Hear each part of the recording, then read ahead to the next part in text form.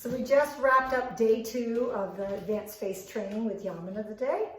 And she really went over, it was actually a lot of review today, but it's amazing because the second time around you just get more result because you already know what you're doing. So we did the same exploration. So I brought my little skeleton out to kind of just show you that, you know, the focus of this training is really all about these bones that all knit together into the top of the head and using the ball to separate while you have your hand inside the mouth into the palate so that you're connecting, you know, it from the inside the mouth into the palate and working all these different, the frontal bone, the parietals, your occiput.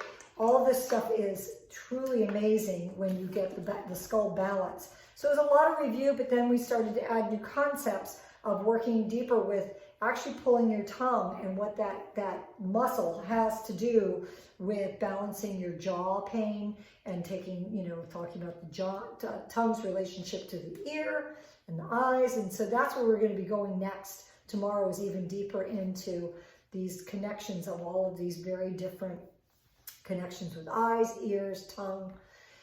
So stay tuned.